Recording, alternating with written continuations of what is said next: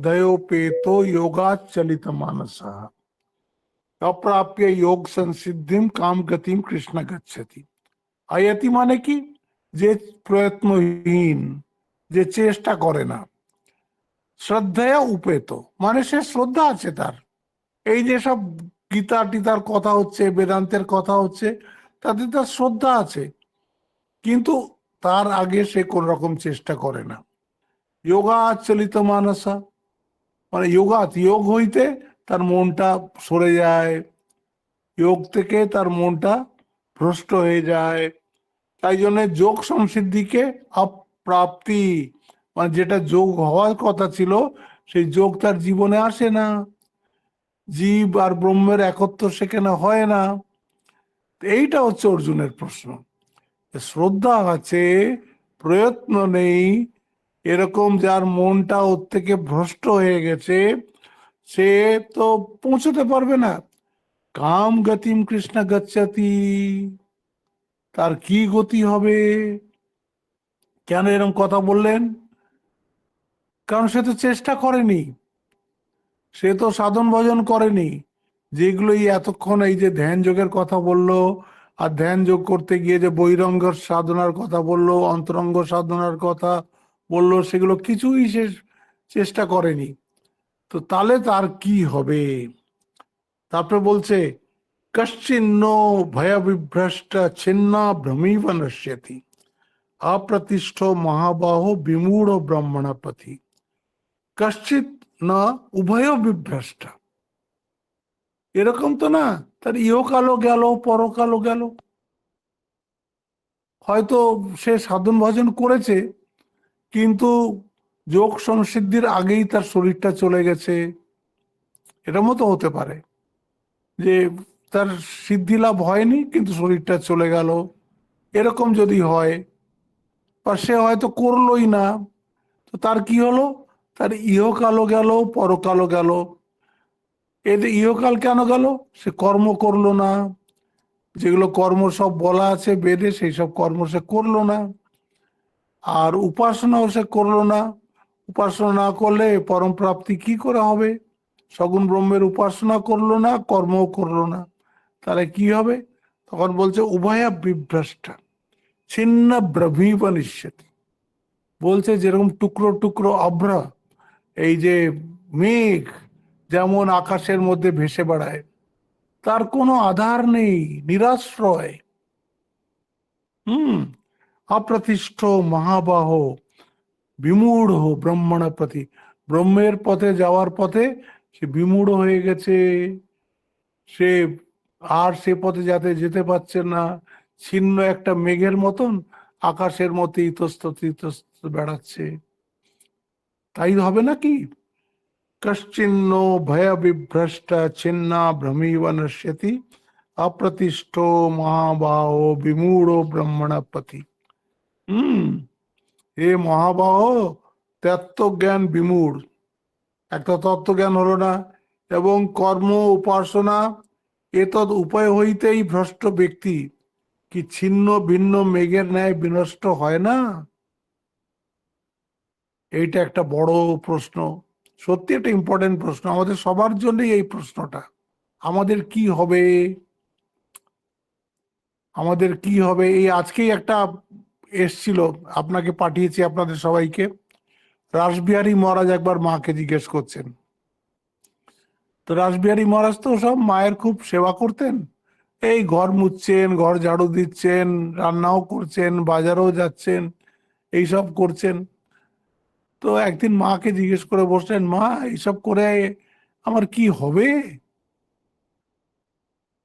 আমার কি এই গুলো করে হবে? আমি তো কিছুই করলাম না, এই শুধু গেরস্তালির কাজ আমি করে যাচ্ছি। তখন মা বলছে, তুমি তো আমার কাজ করছো, তোমার হবে না মানে তোমার নিশ্চয়ই হবে, তুমি মুক্ত হয়ে যাবে।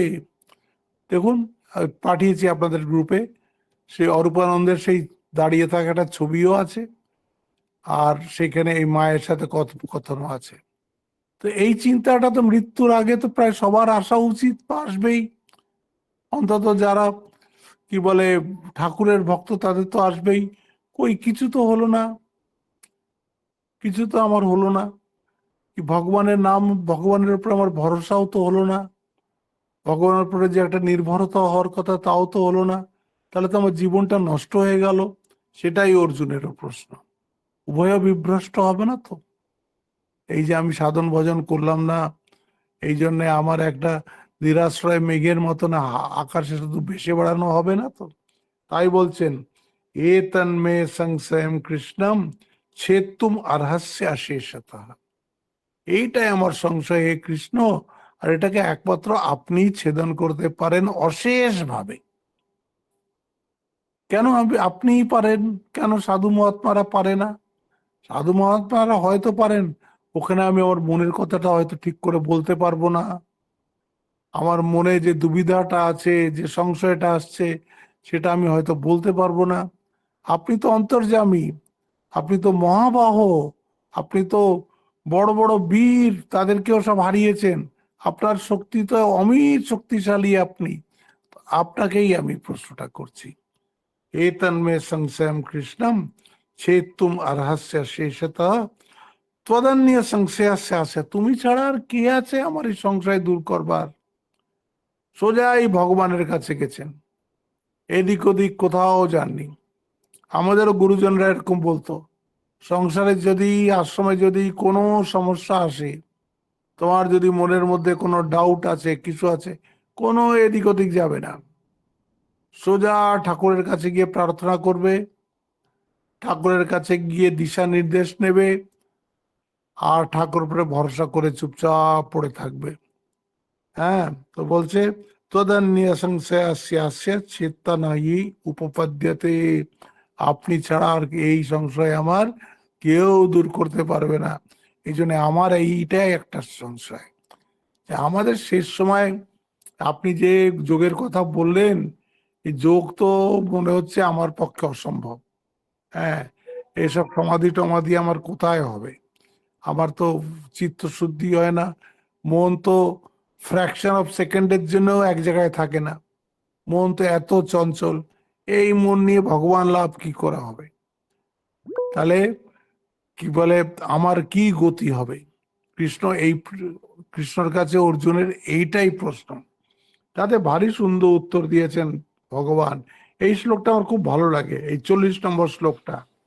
ভগবান বলছেন, পার্থা না ইবা ইহা না আমুত্রা विनाशस्तस्य विद्यते, क्या नहीं कल्याण कृत कश्चित দুর্গতিম तात गच्छति। বলছে যে শুভ কর্ম করে, যে ভালো কর্ম করে, তার কোনোদিন দুর্গতি হয় না। দেখছেন, नहीं कल्याण कृत कश्चित দুর্গতিম तात गच्छति। তাই সে দুর্গতিকে প্রাপ্তই হয় না। কখন প্রাপ্ত হয় না? এই এই ইহলোকেও প্রাপ্ত হয় না, বা আমুত্রা, এরপরে যে লোকে যাবে সেখানেও নষ্ট হয় না। এই জন্যে সব সময় বলা হয় শুভ কর্ম করো, শুভ কর্ম করো, শুভের শুভ ফল, মন্দের মন্দ ফল, এ নিয়ম রোধে নাই কারো বল। হ্যাঁ, শুভ কর্মের শুভ, মন্দের মন্দ ফল, এ নিয়ম রোধে নাহি কারো ফল। এ সাকার জগতে কি, এ সাকার যে জন শৃঙ্খল তাহার অঙ্গের ভূষণ। সখার প্রতি কবিতা আছে স্বামীজির, তাতে উনি এটা বলেছেন। শুভের ফল শুভ হবেই, শুভের ফল শুভ হবেই। অনেক সময় মনে হয় যে একটা মানুষ শুভ কর্ম করছে, কিন্তু ওর সাথে এরকম অশুভ কেন হচ্ছে, কেন ওর সাথে ভালো হচ্ছে না, এরকম অনেকবার মনে হবে।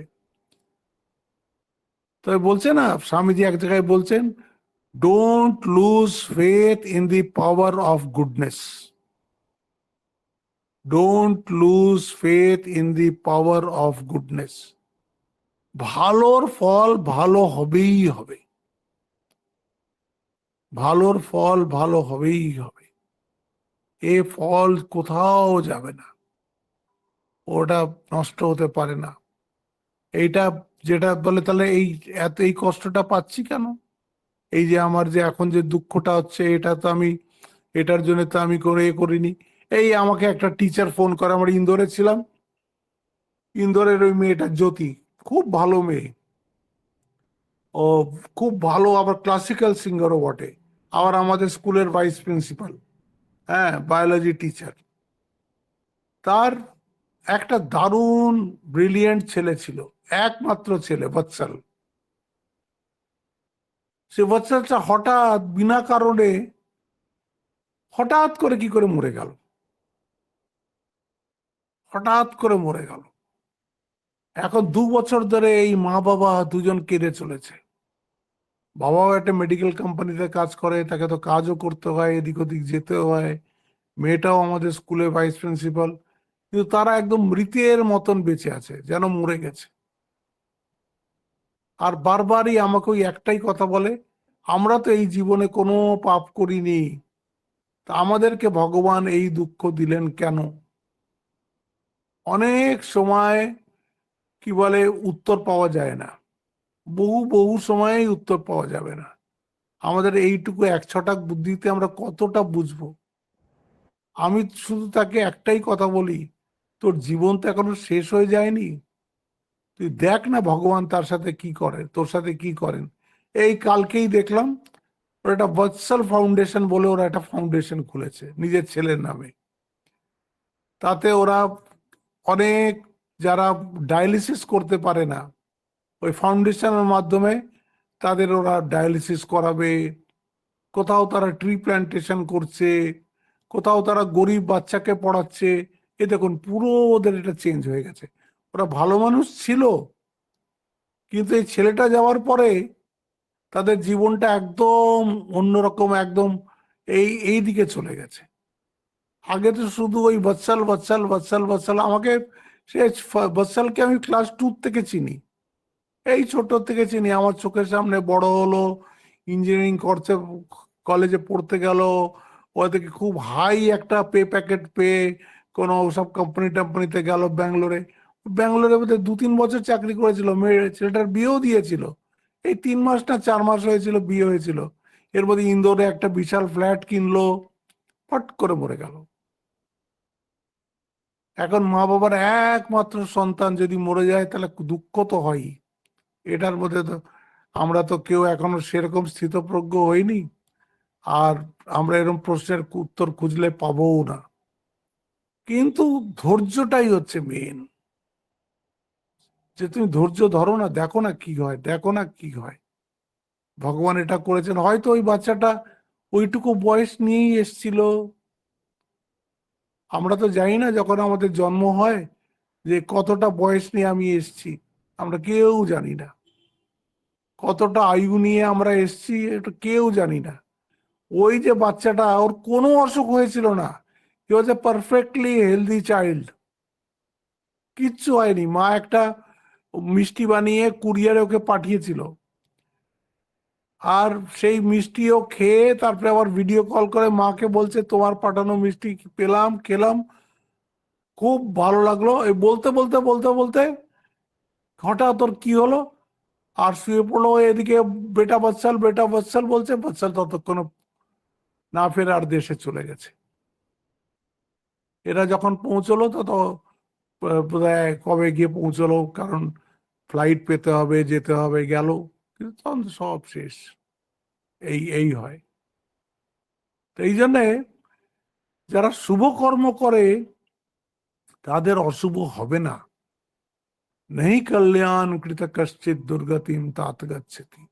এই লাইনটা সবসময় মনে রাখবেন, এই লাইনটা খুব আপনাকে শক্তি দেবে। যখনই কষ্ট আসবে, কখনই দুঃখ আসবে, তখনই এইটা শুধু মনকে বলবেন, আমি তো কোনো খারাপ কাজ করিনি, আমি তো কারোর মনে দুঃখ দিইনি, আমি তো কারোর অপমান করিনি, আমি তো এমন কোনো কাজ করিনি যেটা আমার করা উচিত নয়, তবে আমার দুঃখটা কেন এলো? ঠিক আছে, কোনো পূর্বজন্মের কর্মের ফলটা বোধহয় এখন বেরোলো, কিন্তু আমি জানি, আই এম ক্লিয়ার, আমার জীবনটায় আমি শুভ কর্ম ছাড়া অশুভ কর্ম আমি করি না, ব্যাস হয়ে গেল। তারপরে তো ভগবান আছেন, ভগবান দেখবেন। এইটা এখানে ভগবান বলছেন পার্থ না বা ইহা, এইখানে এইখানেও না আমূত্রা, অন্য জায়গায় স্বর্গ টর্গ কোথাও তার কখনো বিনাশ হবে না। বিনাশস্তস্য বিদ্যতে নহি কল্যাণ কৃত কশ্চিৎ দুর্গতিম তাত গচ্ছতি।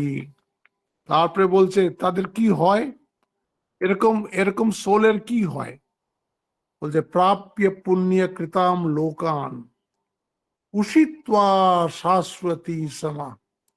যেহেতু সে শুভকর্ম করেছে এই জন্য সে পুণ্য লোকেই যায়, পুণ্য লোকেই যায়। সেখানে গিয়ে বলছে উষিত্বা শাশ্বতী, সেখানে নিবাস করে, পুণ্য লোকে সে কিছুদিন নিবাস করে তার কর্মানুসার। তারপরে শুচিনাম শ্রীমতাম গেহে যোগ ভ্রষ্ট অভিজায়তে। এরপরে তার যখনই পুণ্য শেষ হয়ে যায় সে এমন একটা বাড়িতে তার সে জন্মগ্রহণ করে, সুচি নাম, পবিত্র বাড়িতে, যেখানে সব ভক্ত, যেখানে পরিবেশ হচ্ছে ভক্তির, এমন জায়গায় সে জন্মগ্রহণ করবে। শ্রীমতাম, শ্রীমতাম কেন, মানে বলছে সেখানে অন্ন কষ্ট হবে না। পবিত্র কিন্তু অন্ন কষ্ট, তাতে তার তো সবসময় পেটের চিন্তাই লেগে থাকবে। বলছে তার অন্ন কষ্ট হবে না ওখানে। শুচিনাম শ্রীমতাম গেহে যোগ ভ্রষ্ট, এক্ষেত্রে বলছে যোগ ভ্রষ্ট কত হয়। এই আজকে একটা ফেসবুকে একটা দেখলাম, এরকম আমার জীবনেও ঘটেছে অনেকবার। ফেসবুকে তো আজকে দেখলাম একটা ছেলে ছোটবেলা থেকে খুব ভগবানের ভক্ত, হ্যাঁ, বাবা মা সেটা পছন্দ করছে না। বাবা মা ভাবছে এটা কি, শুধু ভগবানের ভক্তি করে ঠাকুরের সামনে বসে থাকে। হ্যাঁ, এরকম আমি অনেক ছেলে দেখেছি। একজন তো লখনৌতে ছিল, সেই ছেলেটা তো মেডিকেল কলেজ টপ করেছিল, এমবিবিএস এ এমডির জন্য চেষ্টা করছিল। তখন আমার সাথে ওর দেখা হলো, তো খুব আসতো আমার কাছে। তারপরে একবার বাড়ি থেকে হঠাৎ হাওয়া হয়ে গেল, একটা আশ্রমে চলে গেছে।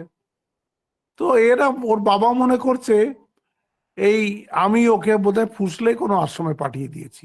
মিশনে যায়নি, ও একটা অন্য কোনো আশ্রমে ওখানে গিয়ে সে চুপচাপ রয়েছে। বাবা মা ওখানে দেখতেও গেছে, তো লোকেরা বলে দিয়েছে এখানে নেই।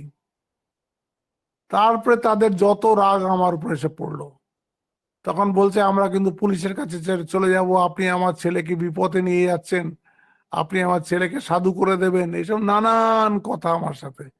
আমি তখন ওকে বললাম যদিও সাধু হওয়ার হয় ওকে আপনি ঠেকাতে পারবেন না। ওতে তো আরো দুঃখ হয়ে গেল ওর। আর আমি বললাম যদি সাধু হওয়া যদি না হয় আপনি হাজার বললেও ও সাধু হবে না। ওর সংস্কার এরকম, আমি কি করব। ও এসে এই ধরনের প্রশ্ন করে, এই ধরনের বই পড়তে চায়, আমি বই দিলে সঙ্গে সঙ্গে 3 দিনে বইটা ফেরত দেয়, ওর মধ্যে থেকে প্রশ্ন করে, এত সিনসিয়ার। তো এত সিনসিয়ার শিকার দেখে আমাদেরও তো ভালো লাগে, আমরাও তাদের সাথে খুব কথা বলি। ওরম ছেলে তো আমরা পাই না। না, আমার ছেলের নাম্বার ডিলিট করুন। আমি যদি একটা ভালো কোনো হোয়াটসঅ্যাপে যদি কোনো মেসেজও পাঠাতাম, কি কোনো একটা ঘটনাও পাঠাতাম, একবার একটা পাঠিয়ে দিলাম আমার মনে আছে, একটা মেয়ে, তার ক্যাপশন এসছে এম্বডিমেন্ট অফ সরস্বতী। ছোট্ট মেয়ে, বোধহয় 3-4 বছর 5 বছরের মেয়ে, কিন্তু অদ্ভুত তবলা বাজাচ্ছে, অদ্ভুত। তার নিচে ক্যাপশন এসছে এম্বডিমেন্ট অফ সরস্বতী, মানে ওর পূর্বজন্মের করা ওটা। তাই জন্য সেই 4 বছর বয়সে সে একেবারে অসম্ভব ভালো সে তবলা বাজাচ্ছে। সেটা আমি ওকে পাঠিয়ে দিয়েছি, ব্যাস। দেখবি তো দেখ, ওর বাবাই দেখেছে। বাবা দেখে সঙ্গে সঙ্গে আপনি আমার ছেলেকে এরকম পোস্ট পাঠান কেন, ওর মধ্যে কি দোষ হয়েছে, ওটা কি একটা এমন। সে বলছে না, আপনি শিগগিরই ওকে হোয়াটসঅ্যাপ থেকে ডিলিট করুন। করতে হলো আমাকে, বললাম যা সারা যা ইচ্ছে কর। এরকম হয়। তাই জন্য বলছে প্রাপ্য পুণ্য কৃতাম লোকান উষিত্বা শাশ্বতী সমাহ শুচিনাম শ্রীমতাম গেহে যোগ ভ্রষ্ট বিজায়তে। এ আপনারা যারা যারা এই যে ভক্ত হয়েছেন, এটা মনে করবেন না আপনার চেষ্টায় হয়েছেন, এটা আপনার চেষ্টায় হনইনি। আপনাদের গত জন্মের কিছু করা ছিল, আর সেই জন্য আপনারা এরকমই মা বাবা পেয়েছেন, এরকম পরিবেশ পেয়েছেন, আর ওই জন্য আপনারা এবারও ঠাকুরকে ভালোবাসছেন। এটা একটা আমাদের অনন্ত যাত্রা চলছে, একটা মৃত্যুতে যাত্রা শেষ হয় না, হ্যাঁ, একটা জন্মতে যাত্রা শুরু হয় না, এটা অনন্ত যাত্রা। মাঝে মাঝে মাঝে মাঝে শুধু সিন চেঞ্জ হয়। আজকে এইখানে আমি জন্ম নিয়েছি, এইখানে অভিনয় করছি, এরপরে আরেকটা স্টেজে অভিনয় করব, তারপর আরেকটা স্টেজে অভিনয় করব। অভিনেতা আমরা, অভিনেতা। হ্যাঁ, এই জন্য বলছে, এখানে বলছে যোগভ্রষ্ট পুরুষ পুণ্যাত্মা দিগের প্রাপ্য লোক লাভ করিয়া তথায় বহু বর্ষ নিবাস করেন এবং তদনন্তর পৃথিবীতে পবিত্র শ্রীমন্তের গৃহে জন্মগ্রহণ করেন। এই হয়ে গেল। তারপরে বলছেন অথবা ওটা যদি না করে তাহলে বলছে কি, যোগীর বাড়িতে আসবে, অথবা যোগী নাম এবা কুলে ভবতি ধীমতা। বলছে হয়তো ধনির ঘরে জন্ম নিয়ে নিয়েছে, তাতেও পথভ্রষ্ট হতে পারে, রাস্তা থেকে সরে যেতে পারে। বলে এই জন্যে হয়তো সে কোনো যোগীর বাড়িতে জন্ম নিল, যাতে তার ওই চান্সটাও না থাকে। অথবা যোগী নাম এবা কুলে ভবতি ধীমতাম, এমন কুলে জন্ম নিল যেখানে সব যোগী। এখন দেখেন না অনেক বাড়িতে মা বাবা টিচার বা এরকম টিচার, তো সব ঘরের সব লোক টিচার, এরকম হয়ে যাচ্ছে না? এরকম হয় তো। স্পোর্টসম্যান, তো সব ছেলে মেয়েরাও সব স্পোর্টসম্যান হয়ে গেল। এরকম যদি যোগীর বাড়িতে জন্ম নেয়, দেখছে সবাই যোগী, সেও যোগী হয়ে গেল। হুম, বলছে অথবা যোগভ্রষ্ট পুরুষ ব্রহ্মবিদ্যা বিশিষ্ট যোগীর গৃহে জন্মগ্রহণ করেন। এইরূপ জন্ম জগতে অতি দুর্লভ। যদি যোগীর এখানে জন্মগ্রহণ করে, সেটা বলছে অতি দুর্লভ। এই যে ডাক্তারটার কথা বললাম, সে যোগীর ওখানে করেনি, ও কি করে ওখানে করেছে, শ্রীমতাম, শ্রী মানে ওখানে এ আছে, টাকা পয়সা আছে। কিন্তু সুচিনাম, বলে সুচিনামও বটে, কারণ ওর মা বাবাই ওকে ছোটবেলায় সেই আশ্রমটায় নিয়ে যেত যেখান থেকে ও পালিয়ে গেছিল, যেখানে ও পালিয়ে গিয়ে লুকিয়েছিল। ছোটবেলায় মা বাবাই নিয়ে যেত, মানে মা বাবাও তো খারাপ না, কিন্তু নিয়ে যেতে যেতে যেতে ছেলে যে একদম সাধু প্রবৃত্তির হয়ে যাবে ওটা বুঝতে পারেনি। তাই বলছে অথবা যোগিনাম এবা কুলে ভবতি ধীমতাম এতদ্দি দুর্লভতরম লোকে জন্ম यदि। বলছে দুর্লভতর জন্ম এটা, যে যোগীর বাড়িতে এ করেছে, জন্মগ্রহণ করেছে। সে তো জন্ম থেকেই তো সব দেখছে, ধ্যান করছে, সবাই অতি উচ্চ জীবন, সে তার তো সেখানে অন্যথা হবেই না, সে সেই পথেই চলবে। হুম, এইটা বলে দিলেন। আর তিনটে শ্লোক আছে।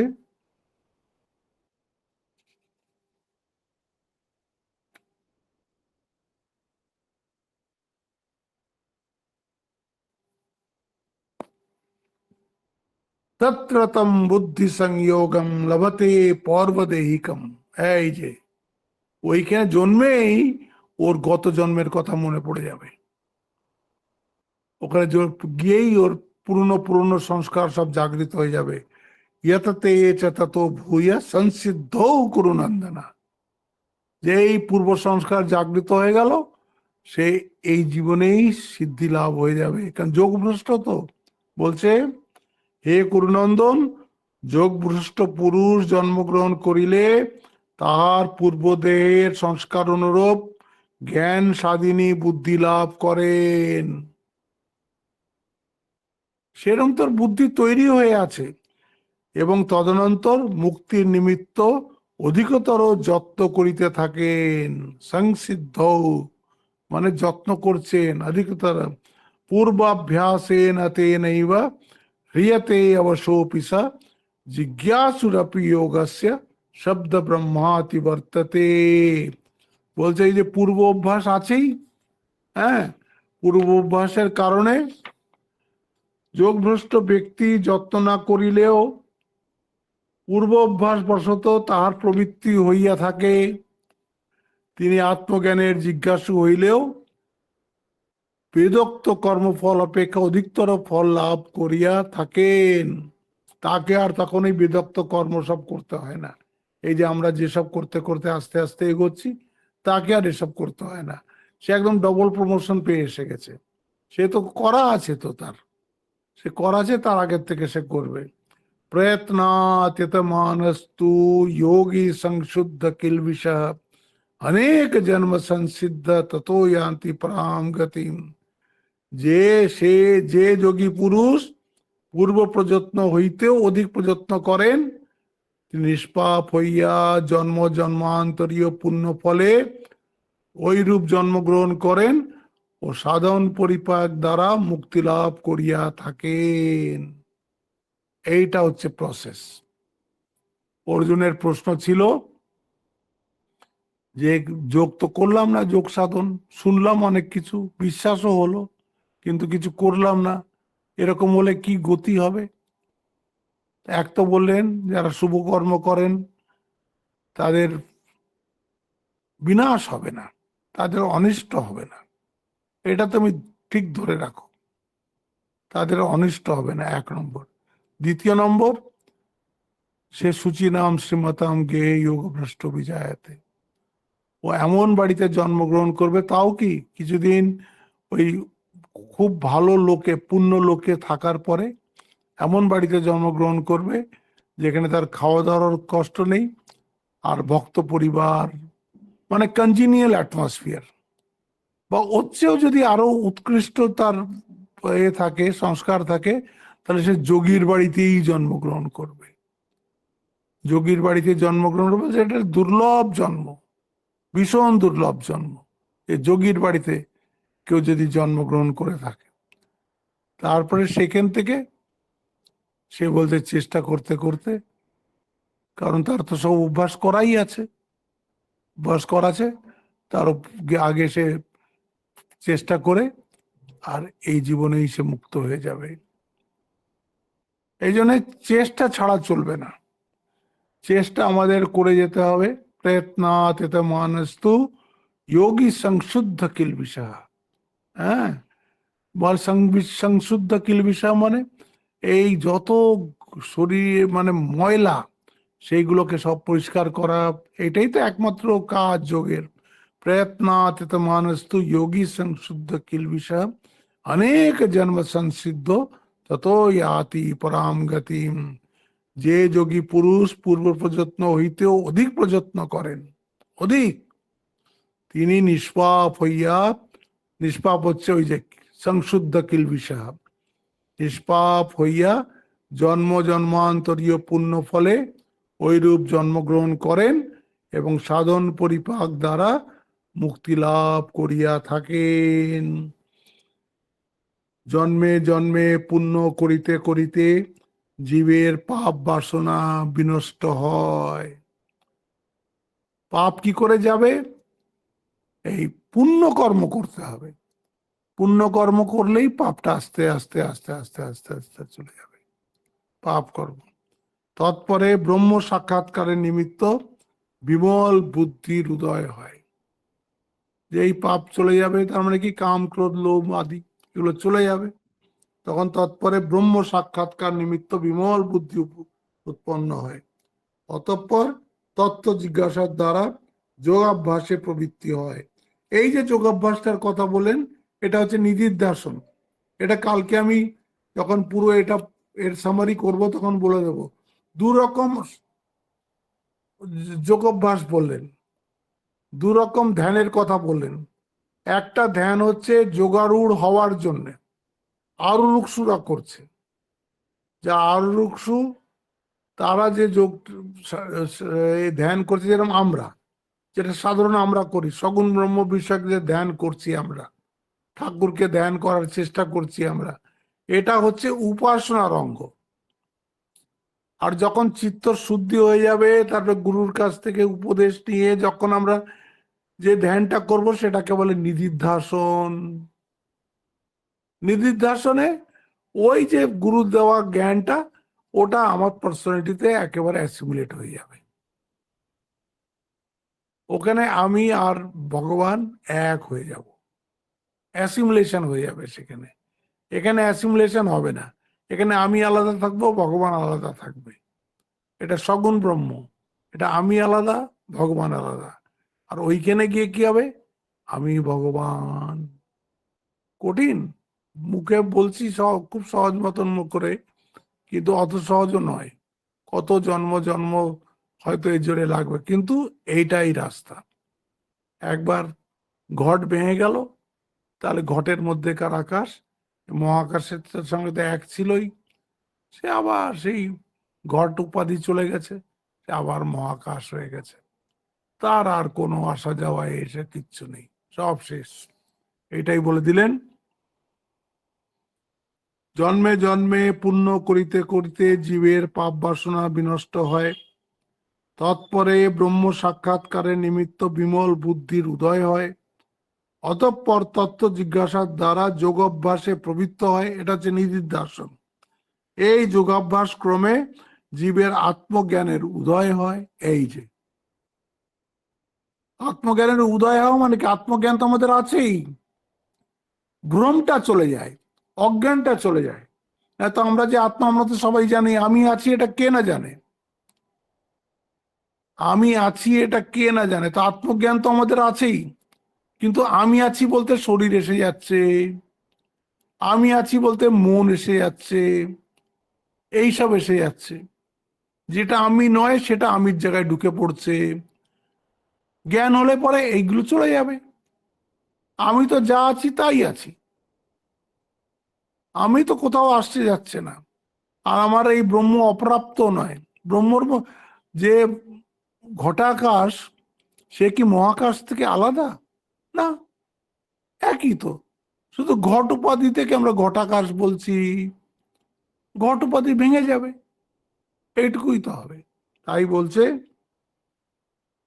এই যোগাভ্যাস ক্রমে জীবের আত্মজ্ঞানের উদয় হয়।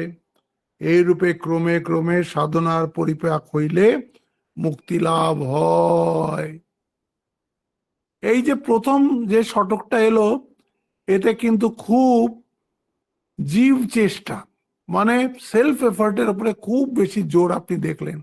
তাই বললো উদ্ধরে আত্মনাত্মানম না আত্মানবসাদয়, আত্মাই বৈ আত্মনা বন্ধু আত্মাই পরিপুর আত্মনা। কেন এইসব কথা বললেন?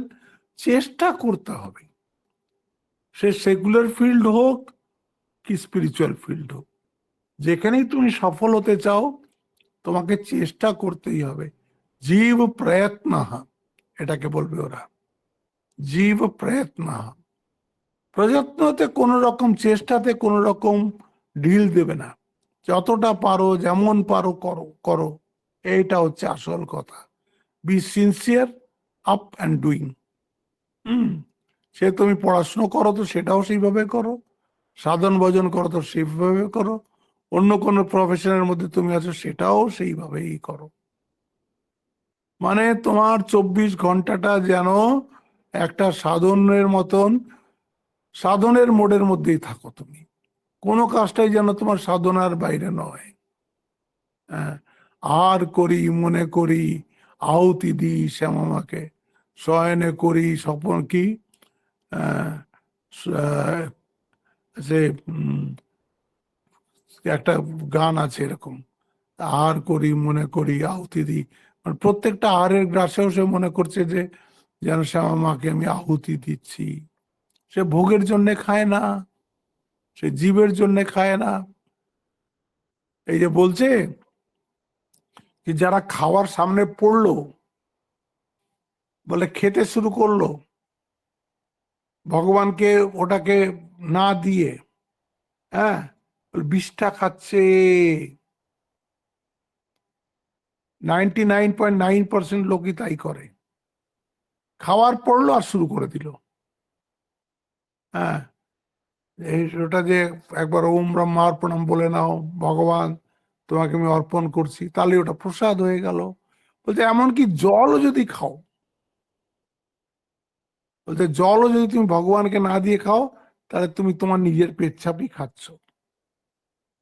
শাস্ত্রে কথা আছে সব। আমি তোমাদের গুরুদেবকে আমরা দেখিনি, তার সেবকদের কাছে শুনেছিলাম, উনি সিগারেট খেতেন আমাদের গুরুদেব। তো সিগারেটও যখন খাবেন, উনি এদিক ওদিক চারদিকে এরকম করে দেখে নিচ্ছেন, কেউ নেই তো, একটা সিগারেট হয়তো খাবেন। সিগারেটটাও এরকম করে ঠাকুরের সামনে ধরেছেন, সিগারেটটা ঠাকুরের সামনে ধরে তাকে নিবেদন করে তারপরে ধরালেন। প্রত্যেকটা কাজ। আর বুকে তো তার অজপা হয়ে গেছিল, সব সময় ঠোঁট চলছেই, সব সময় ঠোঁট চলছেই চলছে, চলছেই চলছে।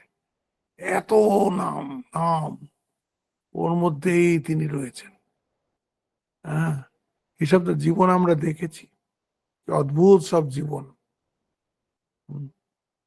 যা কিছু দেবে সব গ্রহণ করবে, সব ভগবানকে দিয়ে, খাওয়াটাও ভগবানকে দিয়ে, জলটাও ভগবানকে দিয়ে তবে খাও। কতক্ষণ আর লাগে? হুম, 1 সেকেন্ড তো লাগে। হুম, মনে মনেই অফার করো। কোথাও যাচ্ছ, ভগবানকে বলে যাও, এলে আবার এসে ভগবানকে বলে এসে গেছি, আজ এরকম কাটলো দিনটা, হয়ে গেল। মানে আপনাকে সব সময় ভগবানকে সাথে নিয়ে যদি আপনি থাকেন, তাহলে মৃত্যুর সময়ও ভগবান সাথে থাকবেন। কথা হচ্ছে এই, অভ্যাস যদি আমরা না করি, তাহলে মৃত্যুর সময় আশেপাশে কাউকে পাবো না। ডাক্তারও কিছু করতে পারবে না, আত্মীয় স্বজনও কিছু করতে পারবে না, টাকা পয়সাও কিছু করতে পারবে না, ওষুধপত্র কিচ্ছু করতে পারবে না। শেষ সময়, শেষ সময় তো সবার আসে, আসবেই আসবে। এই জন্যই চেষ্টা করতে হবে ভগবানকে রাখার। অনেকে মনে করে কি ঠিক আছে তখন ভগবানকে মনে করব, বলে আসে না, তখন আসেন না মনে। কেন আসেন না? অভ্যাস হয়নি তো মনের, মনের অভ্যাস হয়নি বলে তখন আসেন না। এই জন্য বলছে এরম ভাবে অভ্যাস করতে হবে। তাই এখানে বলছেন